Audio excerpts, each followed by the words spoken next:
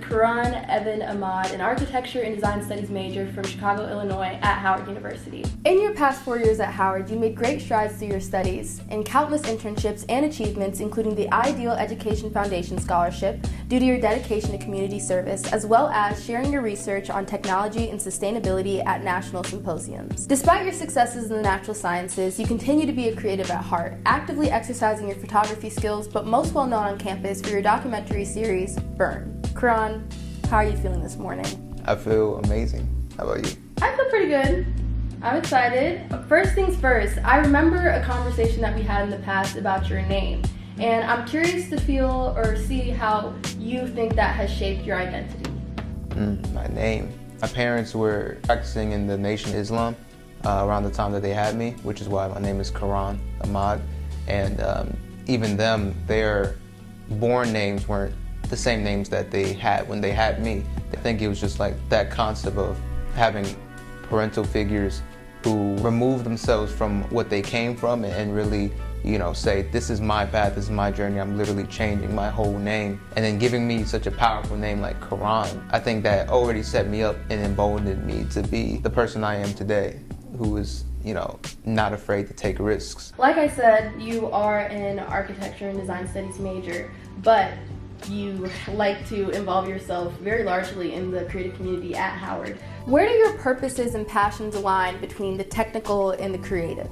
I'm just interested in a lot of different things. There's so many different aspirations and things that I have in this world. I knew from an early age, like, we only have one chance at this life thing, so why would we chase just one direction and run just one way? I like the fact that I have kind of like this dual career kind of thing going on. And I feel like that's very common with like a lot of Howard students. Like they have kind of like double lives, like a Hannah Montana situation, I really would say that at Howard, we do a great job of staying out the box, I guess. The world really wants to put a lot of definitions and boundaries of what can and can't be done, but students here, they pick their own paths. I'd love to hear more about your community service and what communities you specifically feel attached to. Well, I'm from Chicago. With every project that I do, it's always pointing me closer and closer back home to the point of where I can say, how am I going to implement this to make change in the places that I grew up in? As of right now, in September 2024, I feel really connected to the DMV community, starting Burn and just having the growth that we've had in the past 2 years. The DMV has really nurtured us and really shown us a lot of love. So I'll always have a large respect for the DMV and everything that it's provided me, just as an artist, as a person, as a student as well. Simply the Howard community, because you see everyone else is on their own path and doing their thing running at like 1,000 miles per hour. So it's like, why would I not do this? Why would I just fall back when I could run just as fast? I really admire your lack of social anxiety and ability to not listen to fear. Even when we met, you really just walked up to me because you saw that I had a camera. It's like, oh, that's somebody that I should know, which I think is so funny. Can you speak more about how you're able to embody those qualities? It's this concept of like doing things scared, but still doing things anyway that I like to align myself with. Because when I was younger, I'm the only child. Naturally, I was pretty prone to social anxiety and everything like that, especially in like middle school and high school. Specifically when I started coming out here for Howard, that's when this current form of Quaran that you all see started to really bloom. It was always there. That's the tricky thing about like social situations like high school or something like that, because like you'll be around so many people who are also very unsure of themselves at that age because hormones and everything like that.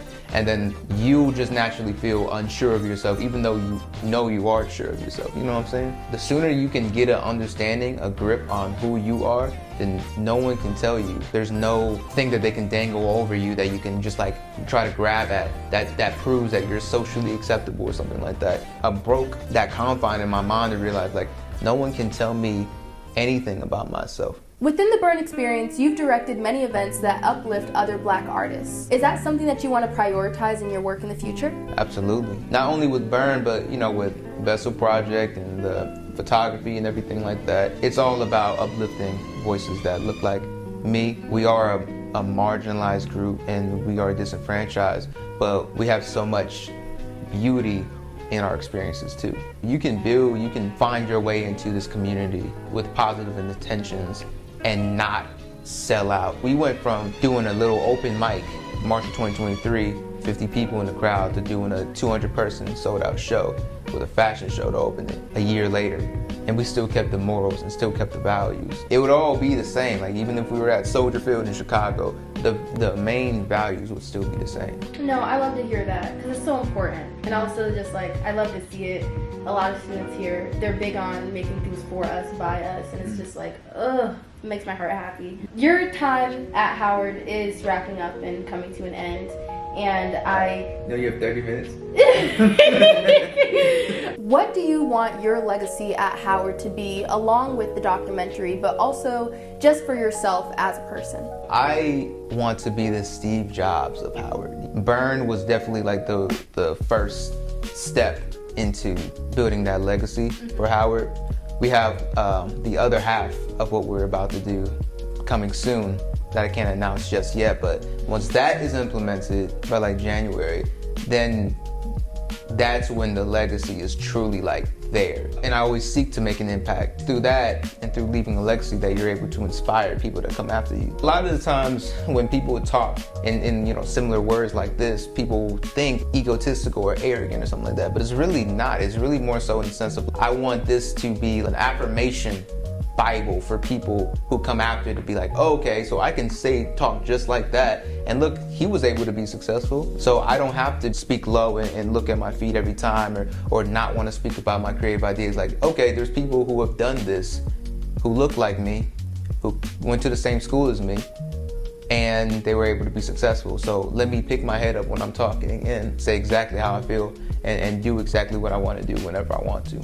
In the Black perspective, I truly, because I talk about this with my friends sometimes, and I'm like, am I arrogant? Am I vain? I don't know. I feel like I just like myself. That's something that we have to give ourselves. It's not a given like it is for a lot of other people in the world. Looking in the mirror and liking what you see, or having a legacy and inspiring others, that's truly something that we have to create for ourselves. So when it's done and when it's in motion and when it's happening, it's like, why would I not share this with everybody? Why would I not be the loudest person in the room because look what's happening? Exactly. It's a completely different ballgame, but we celebrating ourselves and getting those flowers, it's so important, and I really wanted to extend that to you in this interview. You're the first person that came to mind that's like, oh, I feel like I could get some really good just lessons from your experiences. I appreciate that. Thank you. That's everything I have, actually. That's everything? Okay. Yeah, we're done. Boom. If you have any closing thoughts that you'd like to share with the class and the baby bison of the future, you have the floor.